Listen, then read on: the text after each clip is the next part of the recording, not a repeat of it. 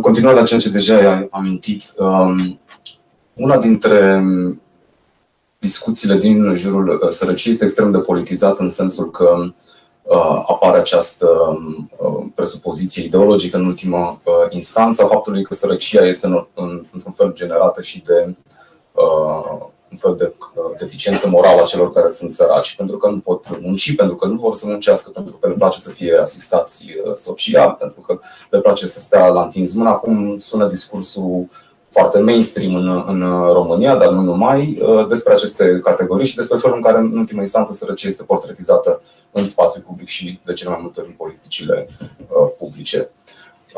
Vreau să te întreb cum vezi această articulare între sărăcie și muncă. Adică aș vrea să trecem cumva din această zonă descriptivă a sărăciei ca fenomen în sine și să o legăm cumva de ceea ce ai amintit cumva de raportul între sărăcie și muncă și modul în care munca poate sau nu, aici ar fi de discutat, să scoată oamenii din sărăcie, tocmai împotriva acestor discursuri, să le spunem, asistențiale sau anti-asistați, cum se întâmplă de multe ori. Cum vezi legătura asta între sărăcie, muncă și mai ales tipurile de muncă care există în România? Sigur, aș vrea să revenim ulterior și la problema stigmatizării categoriilor sociale sărace, așa zis și puturoi și asistați sociali, lene și așa mai departe, dar acum o să răspund o să încerc să vorbesc despre relația dintre muncă și sărăcie. România are cea mai mare rată a persoanelor care muncesc și care se află în sărăcie, acel sub 60% din venitul median. 19%, mă rog, cu mici variații de la an, pot fi 19,5%, cred că eram aproape de 20% într-un an, dar acolo ne menținem. Acum, este foarte important să ne uităm, pentru că, în general, percepția foarte comună e că acești oameni sunt oameni care au un loc de muncă, un contract de muncă. Nu este adevărat.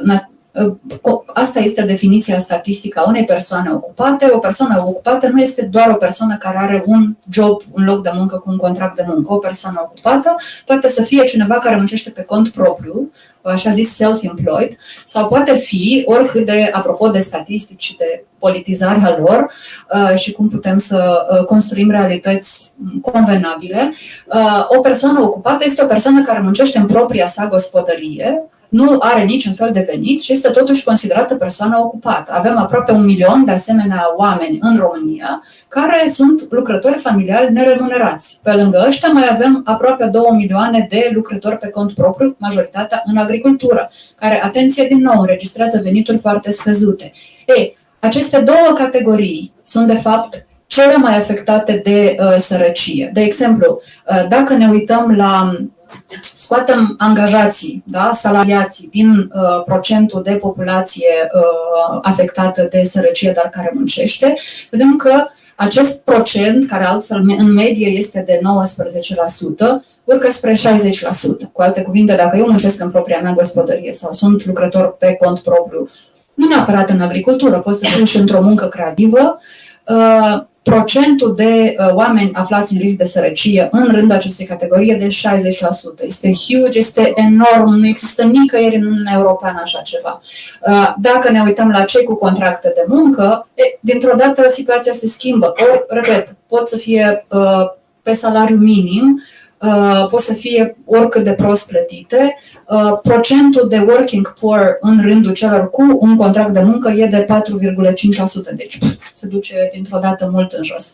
Depinde ce fel de muncă, cu alte cuvinte în concluzie, depinde ce fel de muncă prestezi, este o muncă salariată sau nu. Din păcate există o tendință din ce în ce mai mare de precarizarea muncii, în sensul de a renunța la contractele de muncă clasice și de înlocuire a muncii salariate cu forme de muncă atipică. Și revenind la salariați, bun, statistic, da, nu, ei se situează peste acel prag de 60%, dar, din nou, depinde cum măsurăm sărăcia. E un tip de măsurătoare valabilă, dar cu limitele ei și acest prag de sărăcie de 60%, pentru că dacă ne raportăm, de exemplu, la coșul de consum pentru un trai decent sau coșul de minim de subzistență, sunt diverse măsurători statistice, putem să constatăm că un salariu minim, de fapt, nu acoperă necesarul, acoperă doar 80% din coșul de subzistență și în jur de 75% din necesarul pentru un trai decent. Deci, pe hârtie sau în loc de muncă îți asigură o oarecare bunăstare, dar, repet, numai pe hârtie. Deci, reformulând practic ce se întâmplă în România, faptul că oamenii muncesc extrem de mult, de fapt, și sunt, de fapt, foarte prost plătiți. Cam asta ar fi sintetizat această relație. Nu sunt oameni care stau cu mâna întinsă, ci e foarte, foarte multă muncă care se desfășoară într-o formă sau alta, domestică sau autoangajată și așa mai departe, care nu este plătită sau și atunci când este plătită, abia acoperă necesarul traiului de zi cu zi, adică salariul minim chiar mărit este totuși o glumă în raport cu necesitățile unei familii sau unui om să supraviețuiască, mai ales în orașele mari, care sunt din ce în ce mai scumpe.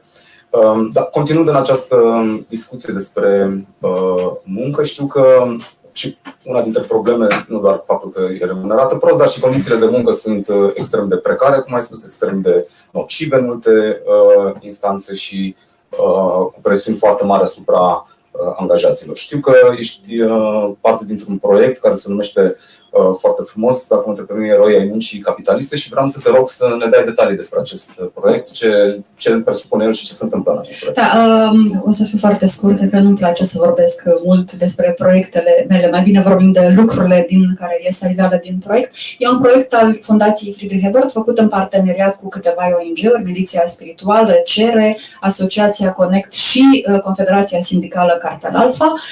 Avem printre prieteni ai proiectului și mai mulți, dar doi dintre ei sunt prezenți aici în sală, reprezentanții în Parlamentul României care subscriu la ideile pe care încercăm să le promovăm în spațiu public. Ideea e că în acest proiect, una dintre principalele activități este o campanie și Baricada este de asemenea partenerul media, îmi cer scuze. Încercăm să scoatem la lumină cazuri de abuz la locul de muncă și când spun abuz, înseamnă, fie încălcarea legii, că există asemenea cazuri, nu știu, de exemplu, legea îți spune că n-ai voie să lucrezi mai mult de X ore suplimentare și toate astea acest lucru se întâmplă, dar poate fi și abuz în sensul în care legea se respectă, dar este atât de prost gândită și atât de prost croită încât dă nașterea acestor abuzuri. Premisa de la care am plecat este că se vorbește foarte mult despre democrație în spațiu politic și public, despre transparență, despre accountability și așa mai departe. Democrația la locul de muncă, în schimb, este un tabu. Nu știu dacă ați auzit vreodată termenul de democrație la locul de muncă. Eu nu l-am auzit rostit în spațiu public. Ce vrem noi să facem este să încercăm să aducem, să punem la lumină aceste cazuri. Cred că este locul de muncă, este unul dintre cele mai nedemocratice, cele mai ierarhizate și cele mai, dacă doriți, autoritare spații din România și încercăm să aducem la iveală aceste cazuri de abuzuri și totodată încercăm să, cu sprijinul prietenilor proiectului din Parlament, încercăm să împingem și câteva proiecte de lege care fie să acopere acele, să repare acele deficiențe legislative care permit aceste abuzuri. Mie mi se pare extrem de important tipul ăsta de proiecte care contabilizează și nu doar contabilizează, dar în multe instanțe chiar ajută oamenii de la locul de muncă să se organizeze, să se exprime, să dea voce condițiilor inumane în ultima instanță în care sunt obligați să muncească, așa cum spuneam, pentru un venit foarte mic.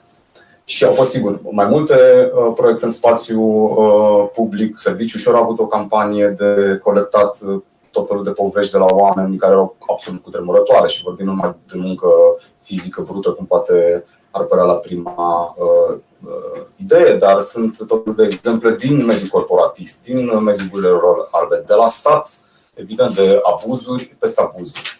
Și sigur că e foarte important, având în vedere exact această suprimare a muncii în raport cu capitalul în România și în general, având în vedere vulnerabilitățile pe care le suportă muncitorii români, mai ales după codul din 2011, care m-a arătat și Ștefan Buga și alții, au precarizat și vulnerabilizat și mai mult muncitorii în raport cu capitalul, capacitatea lor de mobilizare, capacitatea lor de sindicalizare și așa mai departe. Deci, din punctul ăsta de vedere, nu doar că e o problemă istorică a stângii de a se solidariza cu muncitorii, de a fi de partea lor, de a face o temă politică din această mobilizare, dar cu atât mai mult în spațiul local, unde e o problemă absolut vitală.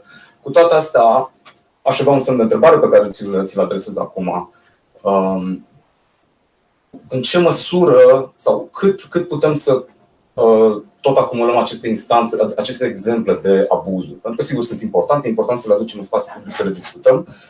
Dar care e următorul pas după această arhivare permanentă? Că mi se pare că la un moment dat avem atât de multe exemple încât, practic, e imposibil să nu te deprimi. Știi? Ce facem cu această arhivă imensă a abuzurilor? Practic? Cum politizăm această arhivă pe care o acumulăm în mod inevitabil?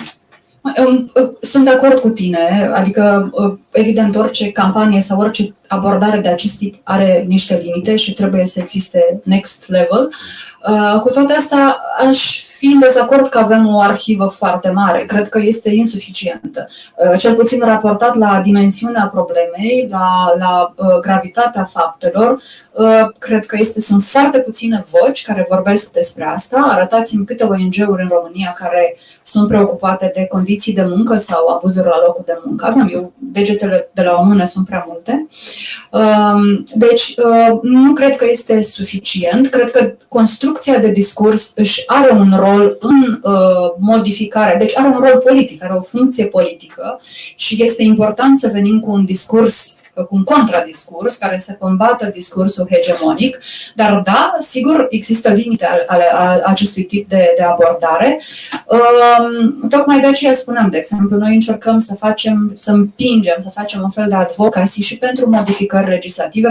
Pomeneai mai devreme de impactul negativ care a fost adus pentru condițiile de muncă de modificările de legislație din 2011, atât Codul Muncii cât și legea dialogului social. Încercăm să împingem pe agenda politică niște modificări legislative care să adreseze o parte din aceste deficiențe, altele nu neapărat, nu știu, de exemplu, acum chiar ieri a fost din păcate picat în Senat un proiect de lege privind corelarea coșului, a salariului minim, cu un coș de trai pentru un trai decent.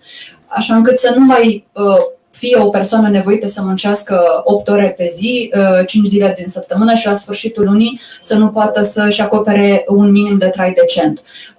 Deci încercăm să facem un pas mai departe în măsura în care este posibil pentru a politiza. Da, cred că este nevoie și ca persoanele politice să-și asume acest tip de... Aș rămâne puțin pe subiect, eram curios din experiența ta. Unde vezi de fapt vreo sursă de optimism sau vreo zonă politică particulară care ar putea genera un fel de solidaritate între muncitori în sens larg, ca să nu... muncitori în sens de oameni care muncesc, pentru că tendința apare și prin acțiunea politică și prin felul în care funcționează economia și dinamica de zi cu zi.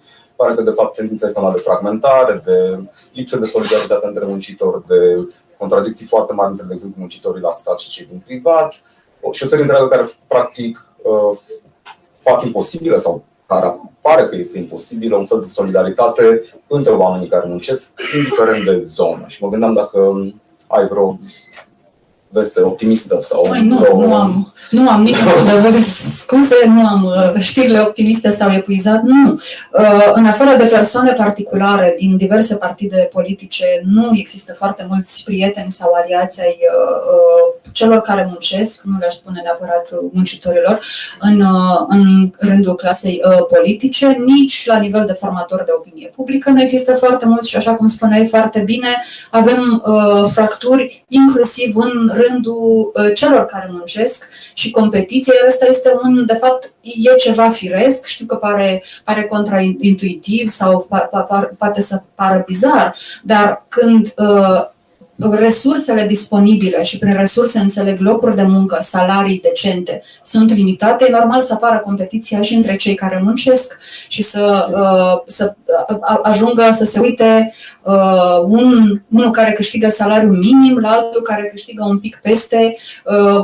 Sunt tot felul de situații bizare. Am văzut oameni din industria textilă care se plângeau că a fost crescut salariul minim, să vă dau un exemplu, pentru că pot să detaliez ulterior.